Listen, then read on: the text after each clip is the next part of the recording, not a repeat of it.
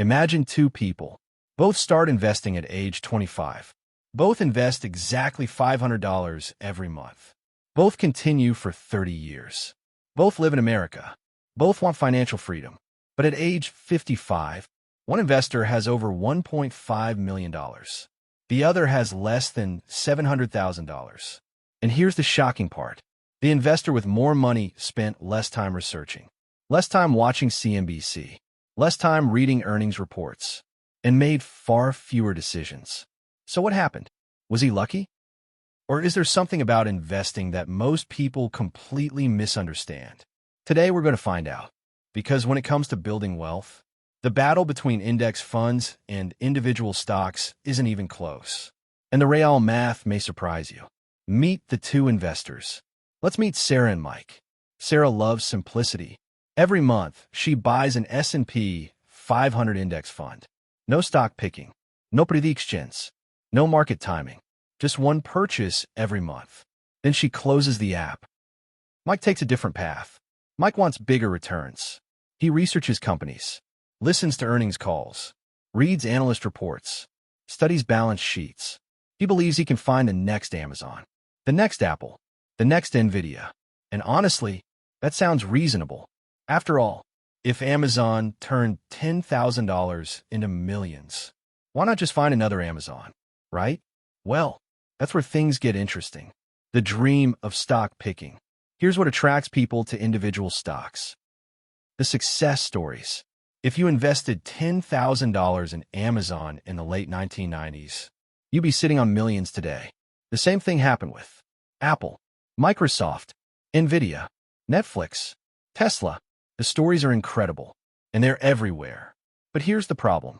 For every Amazon, thousands of companies failed, and nobody talks about them because nobody makes documentaries about forgotten stocks. The big problem. Let's imagine you're standing in 2005. Could you have predicted that Netflix would dominate entertainment? Maybe. Could you have predicted Blockbuster would disappear? Probably not.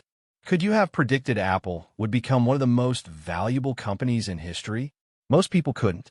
And that's the challenge. Finding winners is hard. Avoiding losers is even harder.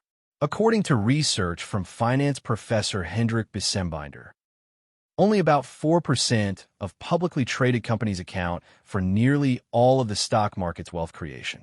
Think about that. 4%. That means most stocks either match treasury bills or underperform them. Most stocks never become Amazon. Most stocks never become Nvidia. Most stocks are average. Or worse, what index funds do differently? An index fund doesn't try to predict the future. Instead, it owns everything. The winners, the losers, the future Amazons, the future failures. Everything. And because of that, it automatically captures the tiny percentage of companies that create most of the wealth. This is why index funds are so powerful. You don't need to know who wins. You just need to own the entire race. The real numbers. Let's run a realistic example.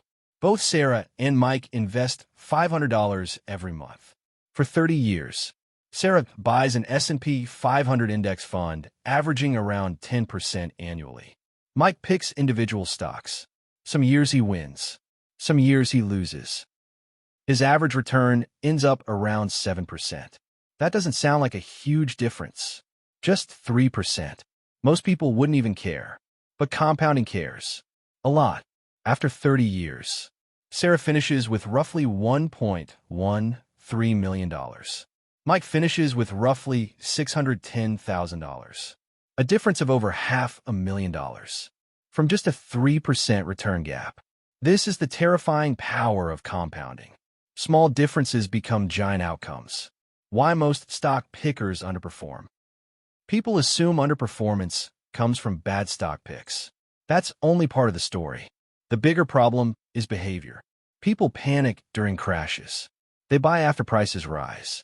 They sell after prices fall. They chase hot trends. They follow headlines. They become emotional.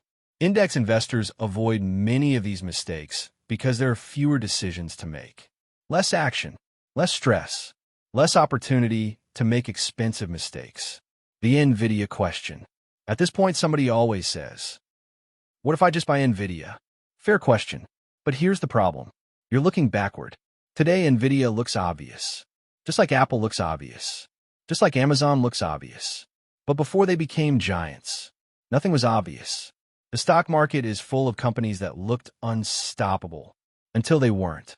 Think about Kodak, BlackBerry, Sears, Yahoo, Nokia. The future is much harder to predict than the past. Warren Buffett's surprising advice. You might expect Warren Buffett to tell everyone to pick stocks. After all, he's the greatest stock picker in history. But that's not what he says. Buffett has repeatedly recommended low-cost S&P 500 index funds for most investors. Why? Because he understands something important. Investing success isn't about intelligence. It's about behavior. And simple strategies are easier to stick with. The hidden advantage of index funds. There's another advantage people rarely discuss. Time. Sarah spends maybe 10 minutes a month investing. Mike spends hours researching, hours reading news, hours analyzing companies, hours worrying. Over 30 years, that's thousands of hours. Time that could have been spent with family, building a business, learning new skills, or simply enjoying life. And despite all that effort, Mike still finished behind. So which builds more wealth? Can individual stocks beat index funds? Absolutely. Some investors will outperform. Some will find the next Amazon. Some will find the next Nvidia. But the question isn't whether it's possible. The question is, what's most likely? And the data is surprisingly clear. For most investors, most of the time, low-cost index funds build more wealth. Not because they're exciting, not because they're clever, but because they're consistent. And consistency is what creates wealth. The biggest myth in investing is that more effort automatically creates better results. Sometimes it does, but often, the investor who wins isn't the smartest, or the busiest, or the most active. It's the investor who stays invested, who keeps buying, who ignores the noise, and who gives compounding enough time to work. Because in the stock market, patience isn't just a virtue. It's a financial advantage. And over decades, that advantage can be worth millions. But now we have an even bigger question. If index funds beat most stock pickers, could one simple ETF actually beat the S&P 500 itself? The answer might surprise you. And that's exactly what we'll explore in the next episode of the Intelligent Investor series.